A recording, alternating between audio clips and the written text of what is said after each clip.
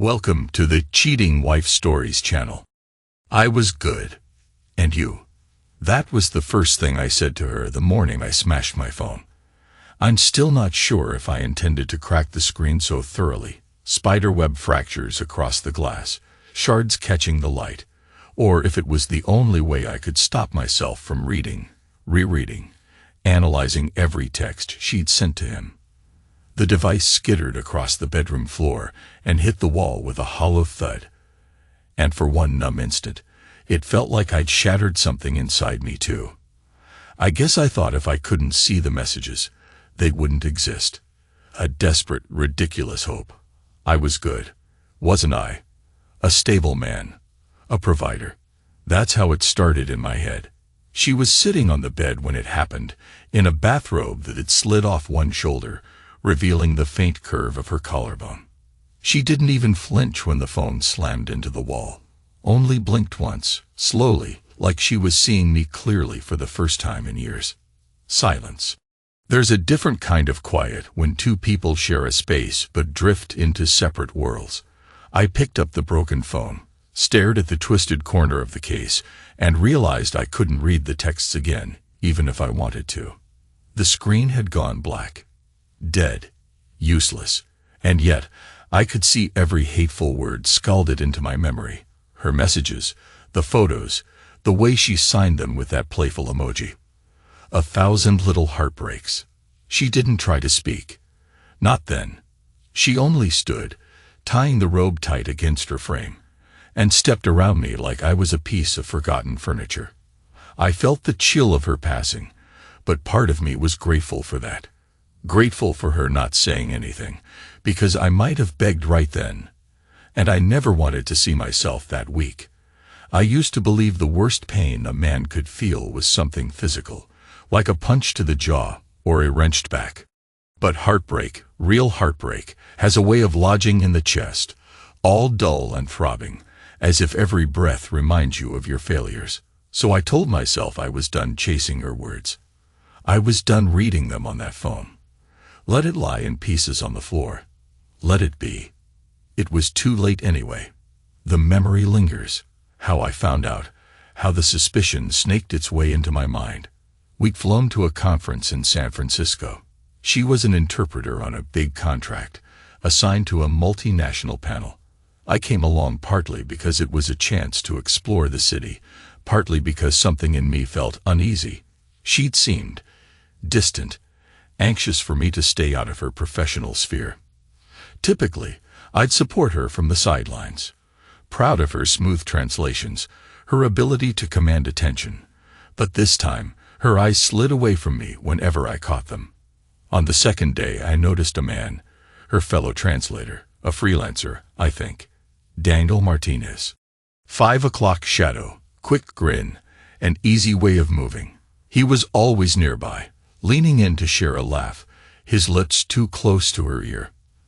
They kept exchanging glances during coffee breaks, in the hallway, while we were supposed to be looking at some special presentation. The casual observers missed it, but I felt it. I saw the sparks, and the bitterness welled up inside me. She smiled for him in ways she hadn't smiled for me in a long time. The day I confronted her suspicions was the day I felt that creeping ache. I pulled her aside in the hotel lobby. "Are we okay?" I asked. She gave me a tired, forced smile, said something about being busy, about the pressure of her job. I wanted to believe her. I almost convinced myself. Then that evening, while the city's lights bloomed outside our window, I left her alone for what I thought would be a short walk to pick up a late dinner.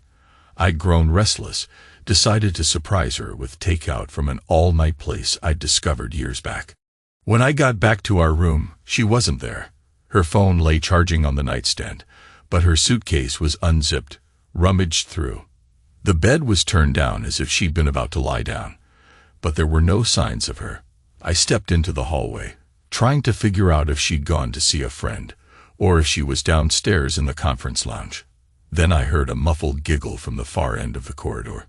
My stomach tensed. The sound cut off abruptly, replaced by a low murmur of voices. It was foolish, but I listened to my gut. I followed that murmur until I reached a small service area, a hallway branching off toward the staff elevator. Around the corner, the door was propped open with a wedge. Light spilled out in a narrow column, and I recognized her silhouette. My wife. Her hair was up in that neat professional twist she used for translating gigs, yet a few strands fell free, framing her face in that exact way that used to drive me crazy. She wasn't alone. He was there, his jacket off, sleeves rolled up. Daniel.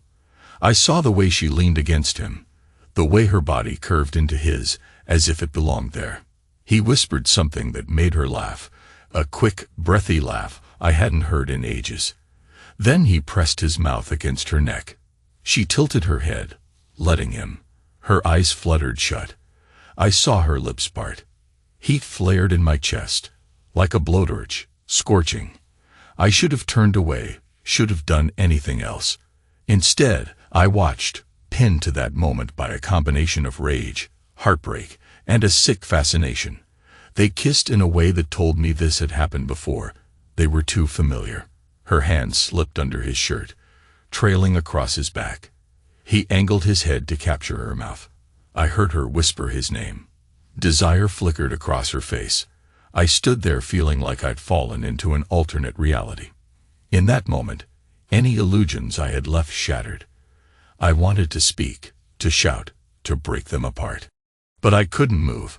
Part of me was paralyzed by the shock, another part gripped by a humiliation so profound I almost believed I was dreaming. When I finally managed to take a step, my shoes scraped the carpet. She heard it. Her gaze snapped up, eyes wide. She saw me. For the briefest instant, something flickered in her expression. Not guilt, not apology, but annoyance. Annoyance that I'd ruined her moment. Daniel turned, stepping back, posture stiffening like an intruder caught. But I wasn't looking at him. I only saw her. My wife. The woman who had once told me I was her world. And right then, I was no one.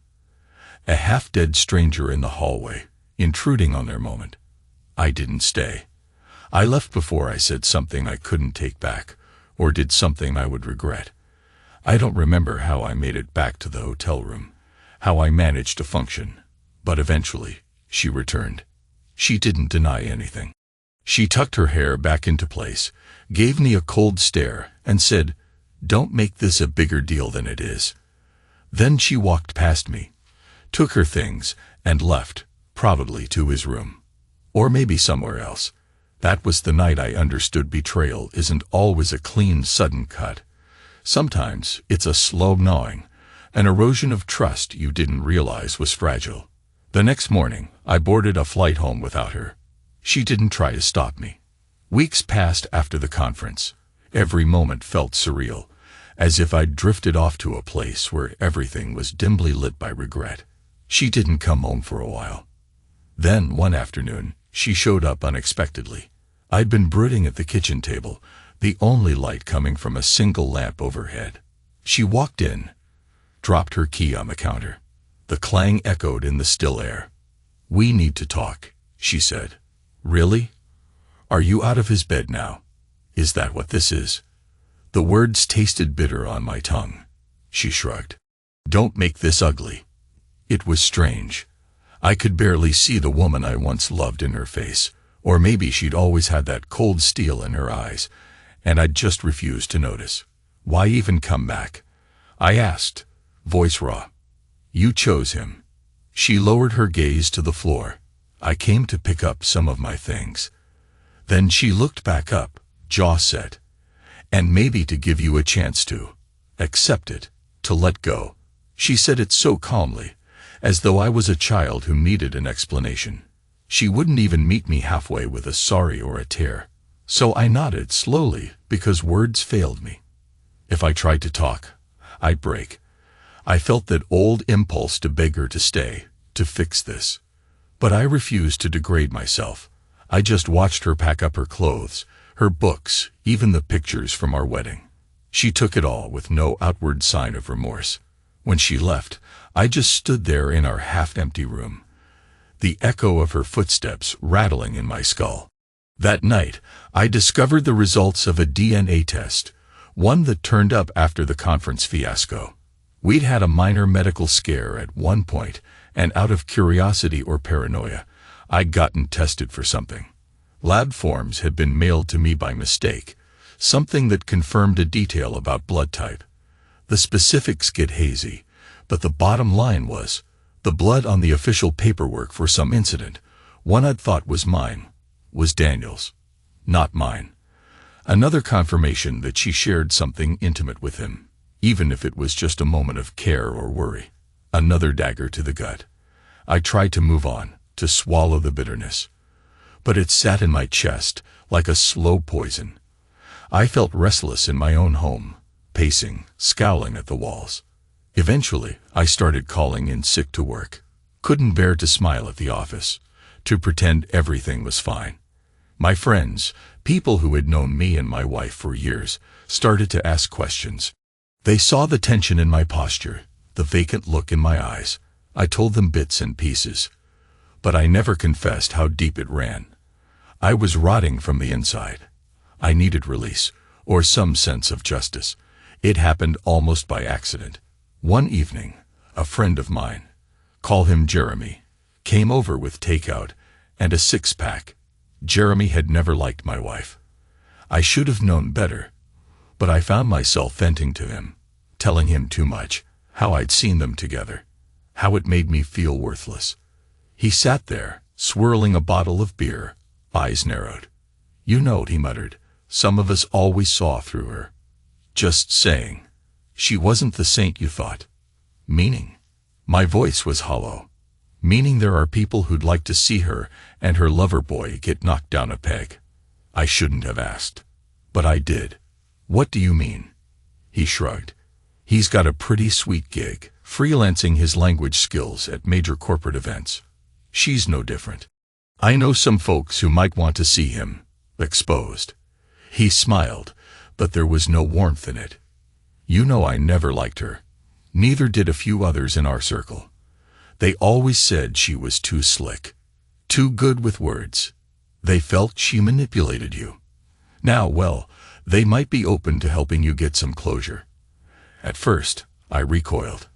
I wasn't out for revenge, right? But the more I thought about it, the more I realized I wanted something. Some truth revealed, some accountability. The idea took root.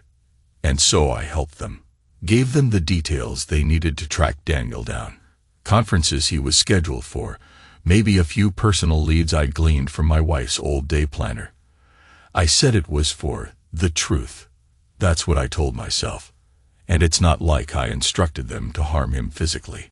I just wanted him to face the repercussions of what he'd done, to see how fragile his success could be when the world learned about his personal entanglements, his willingness to cross professional lines for a fling. If I'm honest, maybe I wanted him to suffer just a bit.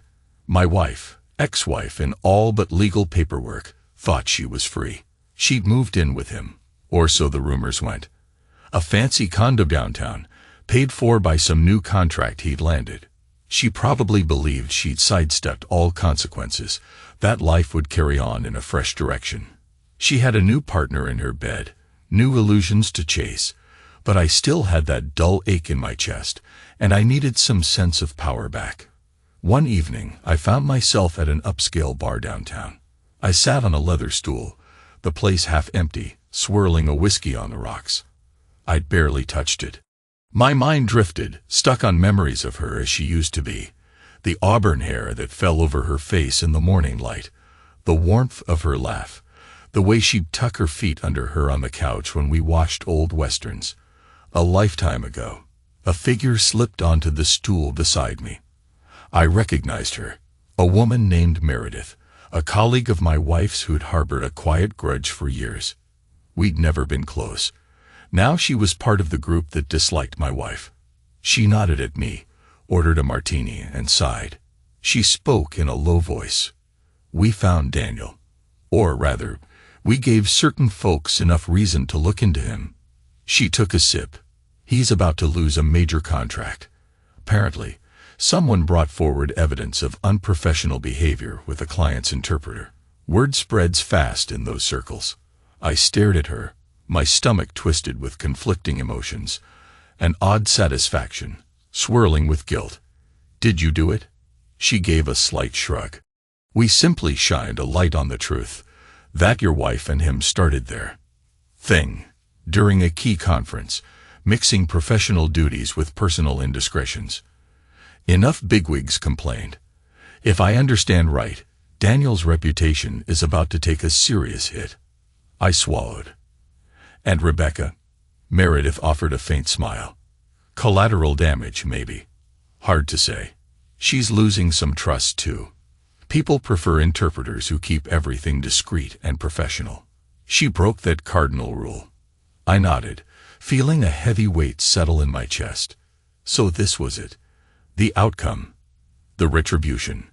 We parted ways. I wandered out of the bar into the crisp night air. And for one flickering moment, I felt lighter, as if I'd released a breath I'd been holding too long. The next week, I heard from my wife. Or ex, I suppose. She called, left a voicemail. Her voice tense, distant. We need to talk. Can we meet? I couldn't tell if she was angry or afraid. I almost deleted the message without answering. But then I found myself curious. Maybe I wanted to see her face when she realized I wasn't as weak as she believed. Maybe I still loved her enough to hear whatever she had to say. Maybe I was just a fool. We met at a quiet cafe off the freeway. Daylight filtered through the windows, catching the dust motes in the air. She was there first, sitting at a small table, nursing a cup of tea. She looked exhausted, dark circles under her hazel eyes, the tension visible in the set of her shoulders. I sat across from her. We didn't speak at first. The silence was thick. Then she said, "Why? Why go after him like that? His contract got pulled. We're in trouble, okay?" Her lips trembled, as if she couldn't decide whether to be furious or beg for leniency. I studied her face. "You think I engineered all this?" She let out a shaky breath. "Didn't you? You tore my life apart." I said quietly, "I told you I wouldn't beg you to stay. But did you think you'd just walk away from everything we built together without consequence? You're the one who chose to do this in front of everyone's eyes. People talk. People have always talked." She leaned forward, voice low. "I never planned for it to go like this. Daniel was someone I found exciting. Different from you. I needed something new." That last sentence hit me harder than I cared to admit. "So now what? You blame me for the fact the rest of the world sees the truth." She exhaled, shaking her head. "Look, I know you're hurt, but do you think I'm not hurting too? We all lost. My work's in jeopardy. Daniel's furious. He thinks you orchestrated this." I snorted softly. "I helped people see him for who he is. Maybe that's enough." I slid my chair back, ignoring the coffee that sat untouched in front of me. "We're done here." Her eyes flashed with anger. "You can't just walk out." "You did," I said, standing. She froze, for once speechless, and in her eyes I caught a glimpse of something. Fear, regret, or confusion. Maybe all three, but I didn't linger to decipher it. I walked away, each step feeling both heavy and strangely liberating. Time passed in a blur. I sank into a routine of half-heartedly returning to work, trying to revive my focus. The scandal in her professional circles grew. Word got around that she and Daniel had violated codes of conduct by mixing personal affairs with business. Some events blacklisted them. Others demanded more rigorous vetting. Their entire livelihood wobbled. Part of me felt sorry for them. Maybe I'm not as vindictive as I once thought. But mostly, I felt numb. The fleeting satisfaction had evaporated, leaving me with the same old ache. I saw her a few more times, always by accident, around town. Once in a grocery store aisle, once passing by a local coffee shop. Both times, she looked away, shoulders drawn tight. She wore her pain like a coat. Maybe that knowledge should have eased my own heartbreak, but it didn't. I carried an invisible mark on my forehead, a sense that everyone who saw me knew about my shame. At work, I forced a smile. At home, I let the mask slip. I was alone in that space we once shared, each echo reminding me she was gone. One evening, when the sky was a deep purple and the city lights shimmered, I found myself staring at old wedding photos. I told myself not to, but I had to see if there'd been signs even then. She was radiant in her white dress, me in my rented tux, both of us beaming with naive hope. Had she always wanted something else, or had I taken her for granted? Memories flooded my mind. How she used to say traveling was her deepest passion. How I once teased her about settling down, her anxious eyes glancing toward the horizon, as if searching for the next big adventure. And I realized I'd locked her in a neat suburban life that maybe she never wanted. That doesn't excuse her betrayal, but it shows me how illusions can fester on both sides. I set the photos aside. Enough. It was time to move on, if such a thing was possible. A few days later, I got a call from Jeremy again, the man who'd helped me orchestrate the exposure. He said, "I think you should know. Daniel's business is basically in the gutter.